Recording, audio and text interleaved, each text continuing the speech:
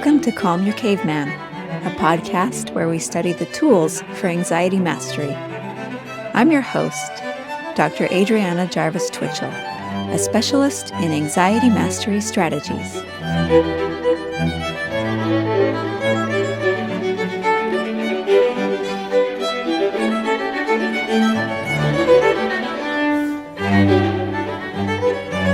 Hey everybody, thanks for joining me today.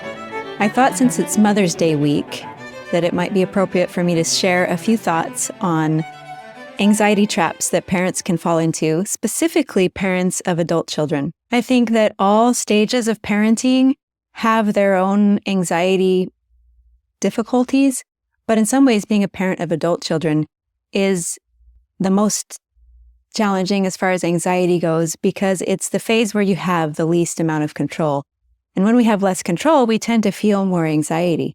When our kids are little, it's exhausting. It's a lot of responsibility. The responsibility itself can be a trigger of anxiety, but it's also kind of a power trip because you are in charge of everything.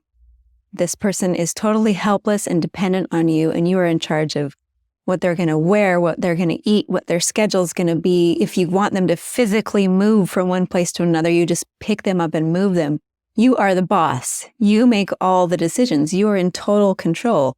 And so it can be difficult to make that transition from being in charge of everything to letting the child be in charge of their own life, which is going to happen whether you want it to or not.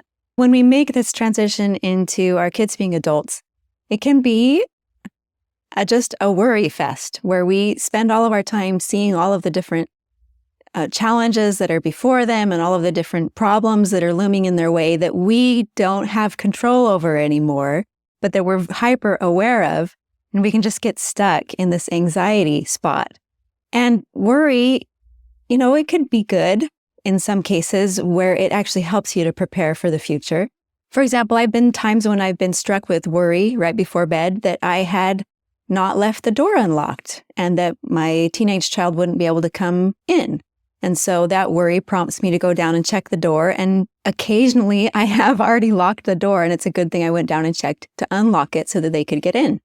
So there's an example of when worry might be a good thing because there's something you can do about it. But when you don't have control over your adult children's problems and situations and choices, then worry is not going to be helpful. It's just going to be torturous, both for you and for them. So how do we get out of these anxiety traps? Well, it's a good rule of thumb always when we're talking about anxiety to get our focus away from the areas where we have no control and toward the areas where we do control. Asking the question, what kind of a mother do I want to be?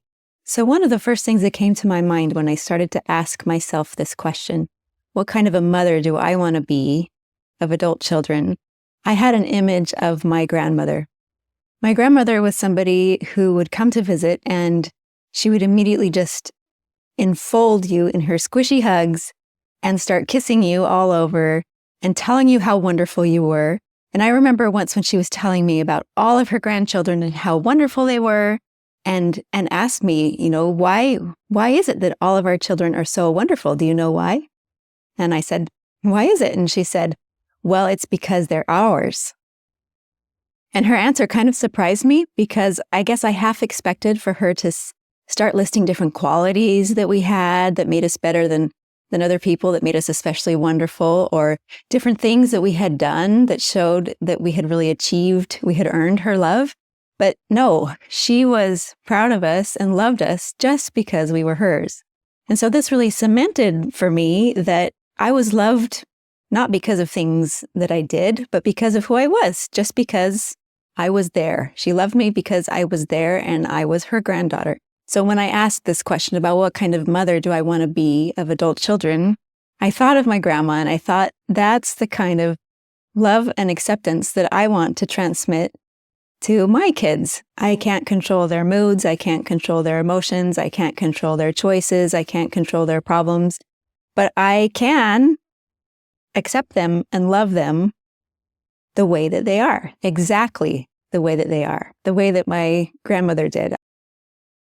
the second thing that I came up with was that I just want to be an example to them of the best way that I can think of to live, of a good way to live life. The third thing that I came up with was that I wanted to transmit to them that I trust them and I trust life. I don't want to transmit worry and anxiety about their choices, about their future, about life in general to them.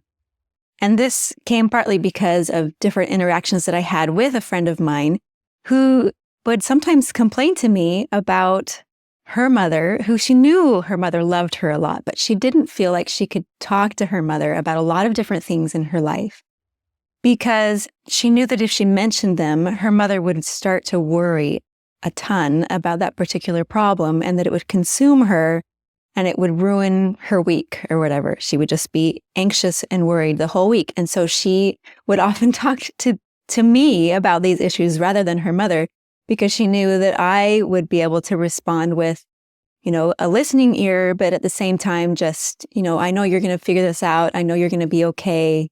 It'll be all right. And that was really what she wanted. And so I realized, sometimes I fall into this trap too with my own kids of worrying about them and transmitting this worry to them. And I don't want to be that type of mother. This is one of the hardest things I think about becoming a parent of adult children is that transition from being the problem solver, the cure of all ills, toward being just the observer in our children's lives.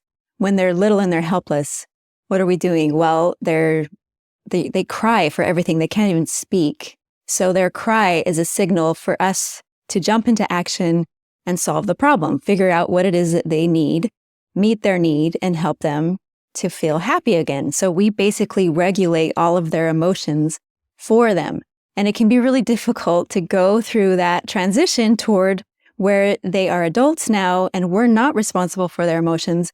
But when we see them suffering for some reason, we still feel like we need to jump in and fix it. That's just ingrained into our parent DNA.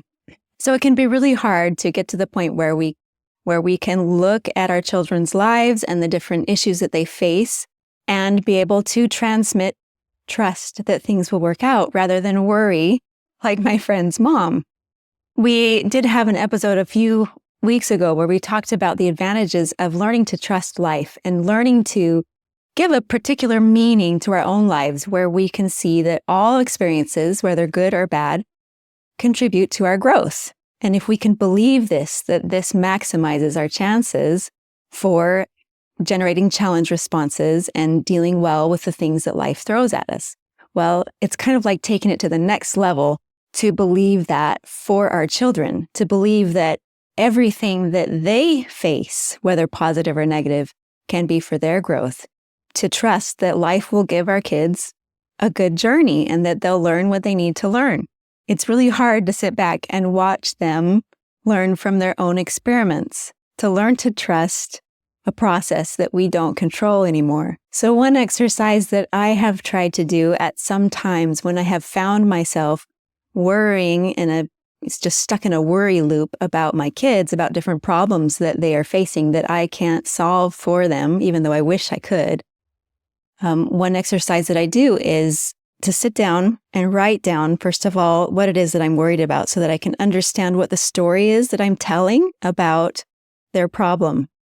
And we've talked several times before about how our brains are prediction machines and we're always trying to predict the future. That's what emotions are part of. It's part of this predicting machine of the future and trying to help us to respond in ways that are going to be most adaptive to the future.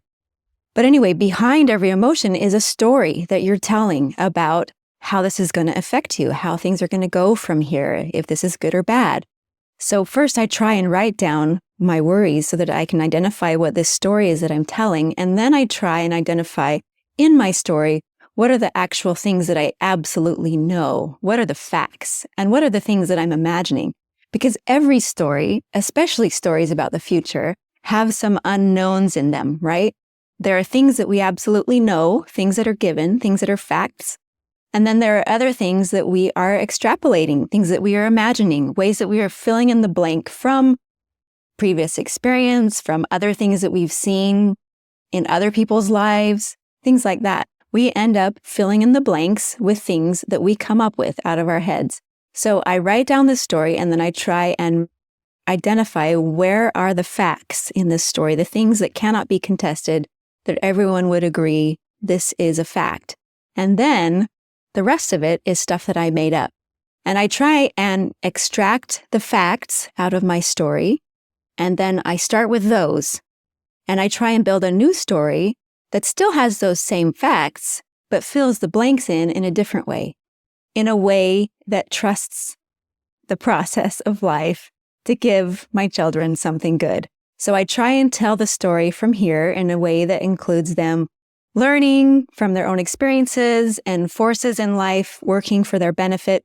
I try and imagine those unknowns in a way that sees my children getting through this particular problem just fine and coming on to better times. I also try and think of times in my own life where I was up against difficult problems or maybe even made some unwise choices, but I learned from those choices and became wiser because of it. Or examples from other people that I know to whom this happened. So this little exercise of trying to imagine a different trusting outcome, an outcome that trusts life to work for the good of my child, is one way that I exercise trying to not transmit worry to them, but instead trust.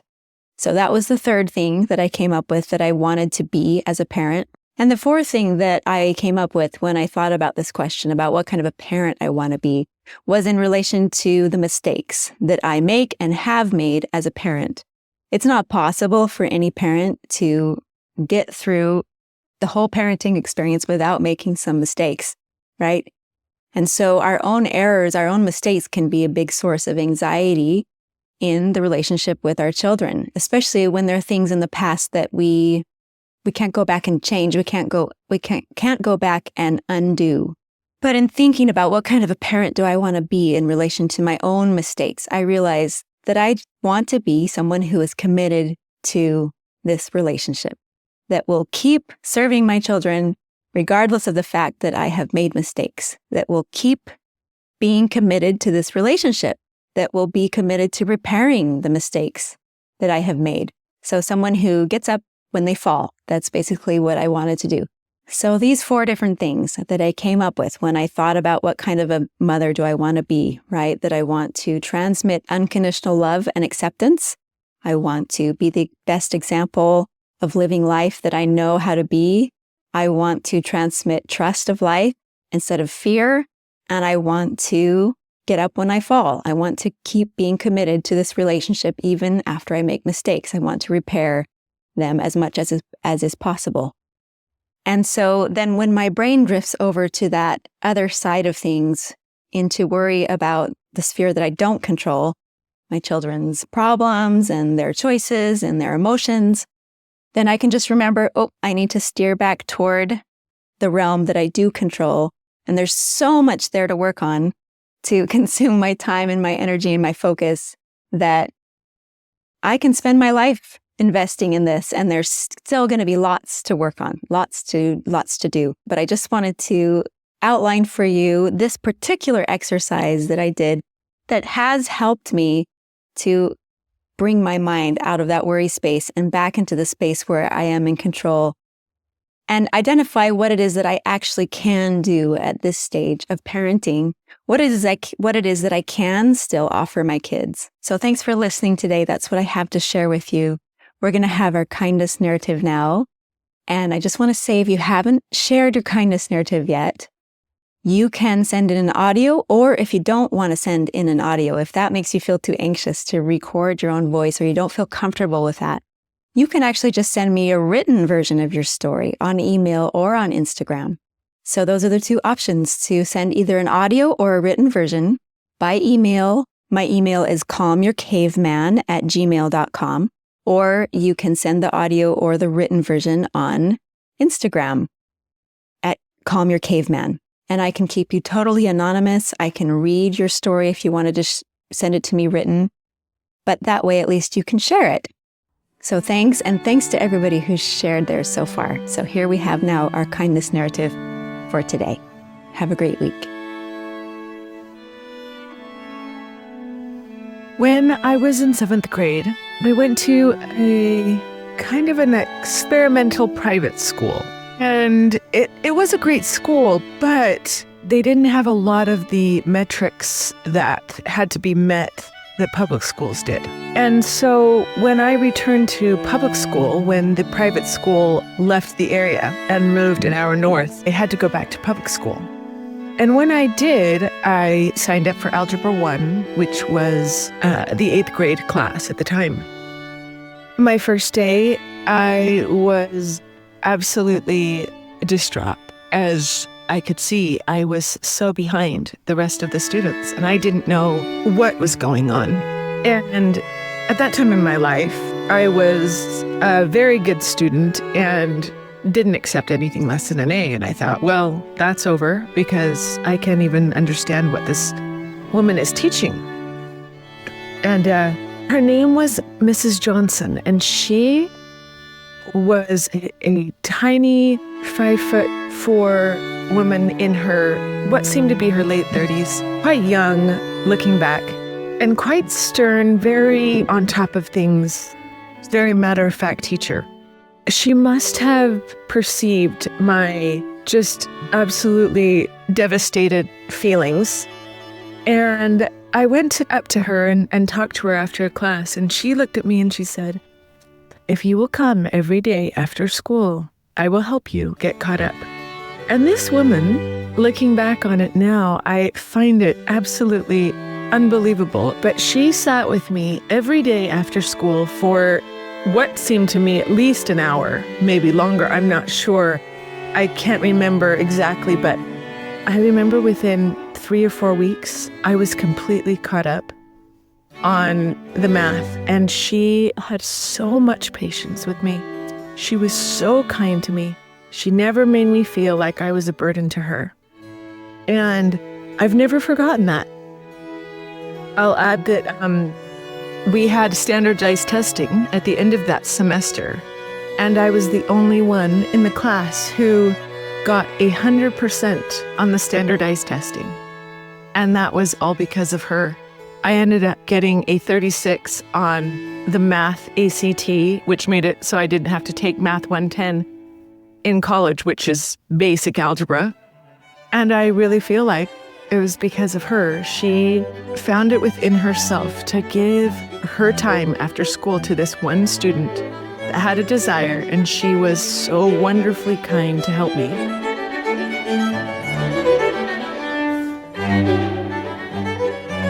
Thanks for joining me today. If you'd like to share your own kindness narrative for a future episode, email your audio recording to calmyourcaveman@gmail.com or send an audio on Instagram @calmyourcaveman. It's optional to use your name. What's important is sharing your story. If you feel like you'd benefit from individual anxiety coaching, I do that too. You can look me up on my website, calmyourcaveman.com. If you'd like to support this podcast, you can do that by subscribing to Calm Your Caveman on YouTube and also on your favorite podcast platform. And if you want to help other people find this podcast, leaving a good review on Apple Podcasts or Spotify really helps. Thanks, and see you next time.